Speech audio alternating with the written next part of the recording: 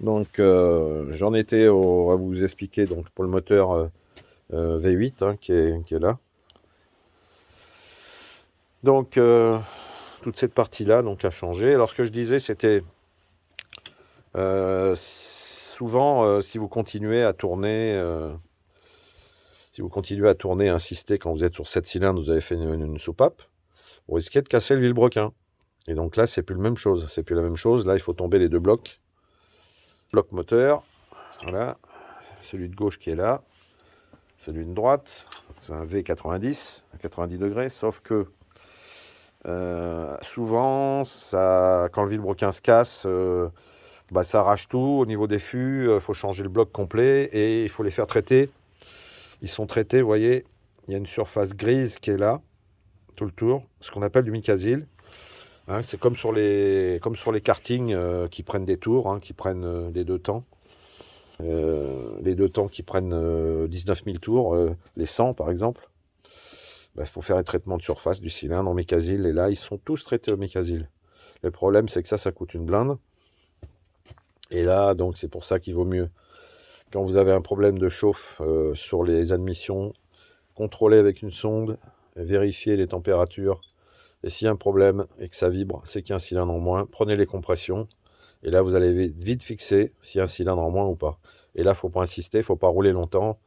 Vous ramenez au ralenti votre véhicule chez vous, à maximum 2000 tours minute. Et puis, vous la posez, vous démontez, vous faites ce qu'on est en train de faire. Voilà. Donc voilà.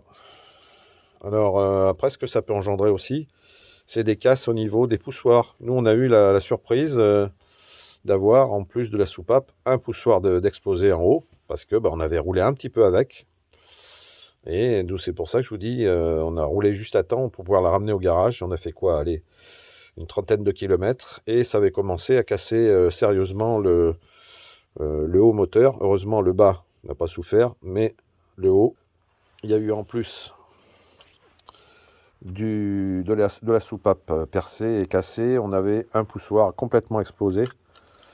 Voilà, un poussoir hydraulique hein, de soupape qui est cassé net ici, sur sa surface là. Hein, on voit l'autre bout qui est là.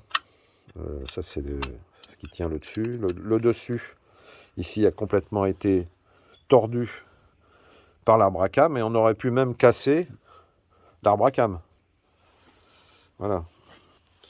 On aurait pu casser l'arbre à cam. Donc, je vous dis, quand vous avez un problème là-dessus, sur ce genre de moteur, il ne faut pas insister. Ça coûte cher, la casse, donc à éviter. Voilà, donc prenez les compressions, vérifiez, et puis faites ce qu'il y a à faire avant de tout casser. Voilà, sur ce, écoutez, cliquez sur un petit abonnement en bas à droite. Abonnez-vous, et puis vous aurez d'autres infos hein, sur Porsche ou sur d'autres mécaniques voilà, de prestige. Sur ce, bye bye, ciao ciao.